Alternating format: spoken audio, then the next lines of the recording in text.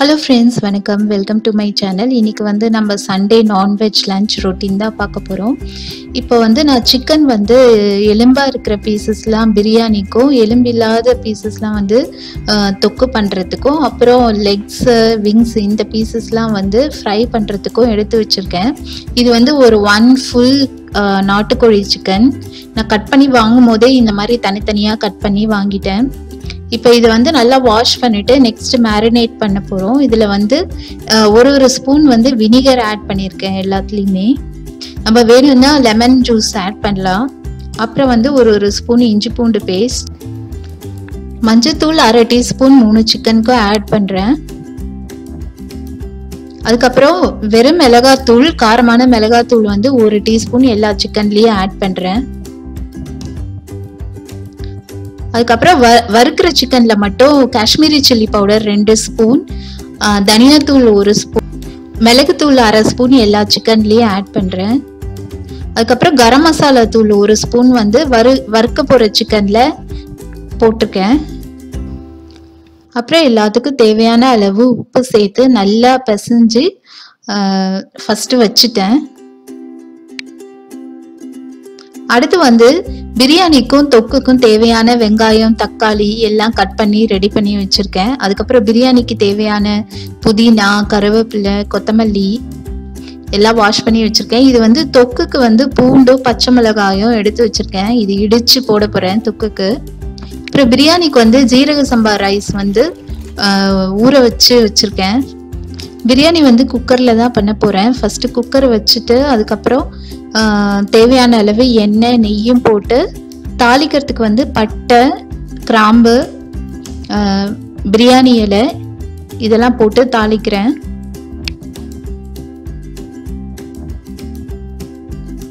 நல்லா செவந்து வந்த பிறகு வெங்காயத்தை போட்டு வதக்கிடலாம். வெங்காயம் வந்து நல்லா செவந்து ப்ரௌனா ஆற அளவுக்கு வதக்கணும். அப்பதான் பிரியாணி நல்லா டேஸ்டா இருக்கும். நல்லா ப்ரௌனா வதங்கின பிறகு அதுக்கப்புறம் இஞ்சி பூண்டு பேஸ்ட் அதையும் நல்லா வதக்கணும். நெக்ஸ்ட் வந்து நான் கிரேவிக்கு எடுத்து வச்ச பூண்டையும் பச்சை மிளகாயும் இதுல போட்டு நல்லா இடிச்சிட்டு கிரேவிக்கு வந்து கொஞ்சம் எண்ணெய் ஊத்தி அது நல்லா சூடு வந்த பிறகு சோம்பு கொஞ்சம் போட்டு தாளிச்சிருக்கேன். அதோட இப்ப வந்து இந்த இடிச்சு வச்ச பூண்டு, பச்சை மிளகாய் இதை போட்டு நல்லா வதக்கிட்டு அதுக்கப்புறம் அதுல கொஞ்சம் கருவேப்பிலையும் போட்டு தாளிக்கிறேன். தாளிச்சுட்டு அதுக்கப்புறம் அதுல வந்து வெங்காயத்தையும் போட்டு நல்லா வதக்கிடுறேன். வெங்காயம் வந்து நல்லா பொடியா நறுக்கணும் தொக்குக்கு. பிரியாணிக்கு வந்து கொஞ்சம் நீட்டா கட் பண்ணா நல்லா இருக்கும். இப்ப இது ரெண்டுமே வெங்காயம் வதங்கிட்டு இருக்கு. இப்ப அடுத்து பிரியாணிக்கு வந்து நான் பச்சை மிளகாய் ஆட் பண்ணியிருக்கேன். அதுக்கப்புறம் கொஞ்சம் இஞ்சி பூண்டு பேஸ்ட், ஏன்னா ஆல்ரெடி சிக்கன்லயும் நம்ம இஞ்சி பூண்டு பேஸ்ட் ஆட் பண்ணியிருக்கேன். ஸோ இதுல இன்னும் கொஞ்சம் ஒரு 1/2 ஸ்பூன் ஆட் பண்றேன். போட்டு நல்லா வதங்கிட்ட பிறகு அதுக்கப்புறம் கொஞ்சம் கருவேப்பிலையும் போட்டு நல்லா வதக்கிட்டேன். இப்போ வெங்காயம் நல்லா வதங்கிறதுக்காக உப்பு கொஞ்சம் சேர்த்து நல்லா வதக்குறேன். இப்போ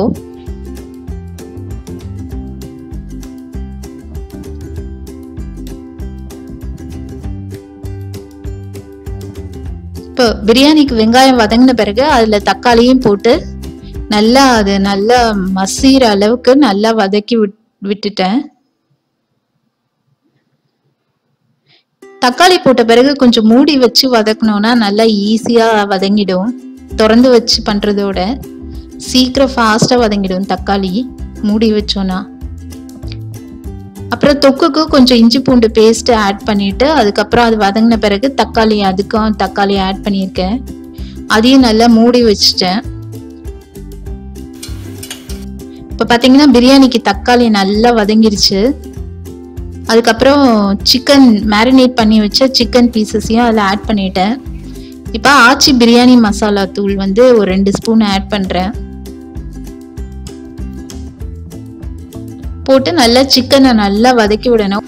எப்பயுமே சிக்கன் ஆட் பண்ண பிறகு உடனே பிரியாணி மசாலாவே போட்டுடணும். அப்பதான் அந்த சிக்கன்ல வந்து நல்லா மசாலா காரம்லாம் நல்லா இறங்கி டேஸ்டா இருக்கும். அதுக்கப்புறம் இப்ப பொடியா நறுக்குன புதினா இலையும் ஆட் பண்ணி நல்லா வதக்குறேன். வதக்குன பிறகு நம்ம ஊற வச்ச ஜீரக சம்பா அரிசியை நல்லா வாஷ் பண்ணி இதோட ஆட் பண்ணிட்டேன். இப்போ ரைஸும் போட்டு ஒரு 1 நிமிஷம் நல்லா வதக்கி விட்டுட்டு அதுக்கப்புறம் தேவையான அளவு தண்ணியும் ஆட் பண்ணிட்டேன். ஜீரக சம்பா ரைஸ்க்கு வந்து 1 டம்ளருக்கு 2 டம்ளர் தண்ணி ஊற்றணும். அதுக்கப்புறம் தேவையான அளவு உப்பு சேர்த்து நல்லா மூடி வச்சு குக்கரை வந்து ஒரு 2 விசில் விட்டு ஆஃப் பண்ணோம்னா நம்மளுக்கு சூப்பராக பிரியாணி ரெடி ஆகிடும்.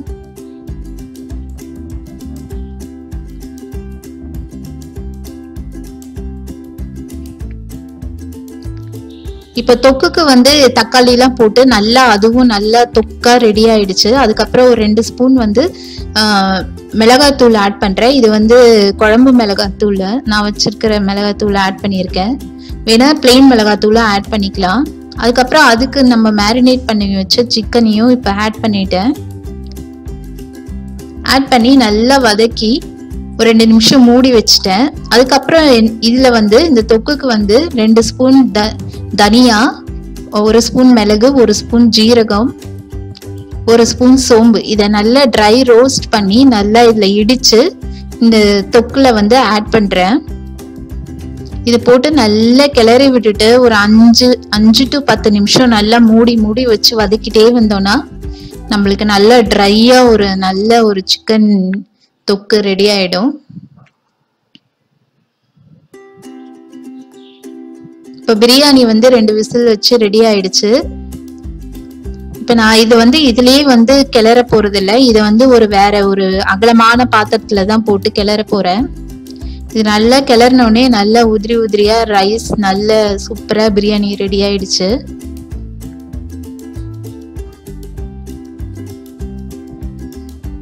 நெக்ஸ்ட் வந்து சிக்கன் வறுக்கிறதுக்கு வந்து கொஞ்சம் எண்ணெய் எடுத்து வச்சிருக்கேன். நான் இதை டீப் ஃப்ரை பண்ண போறது இல்லை, ஷாலோ ஃப்ரை தான், கொஞ்சம் எண்ணெயில தான் வறுக்க போறேன். ஸோ எண்ணெய் சூடான பிறகு எல்லா சிக்கனையும் இந்த மாதிரி அடுக்கி வச்சுட்டு மூடி வச்சுட்டு ஒரு 2 நிமிஷம் 2 to 3 நிமிஷம் நல்லா மூடி வச்சோடனே ஒரு சைடு வெந்துடும். மறுபடியும் அதை திருப்பி போட்டு இன்னும் ஒரு 2 to 3 நிமிஷம் நல்லா வேக விட்டோம்னா சிக்கன் நல்லா வெந்துடும். அதுக்கப்புறம் இந்த மாதிரி ஓப்பன் பண்ணியே வச்சு இன்னொரு 3 நிமிஷம் நல்லா வறுத்தோம்னா நல்லா சிக்கன் நல்லா ஃப்ரை ஆகி சூப்பரா டேஸ்டியா கிடைக்கும், சாஃப்டா இருக்கும்.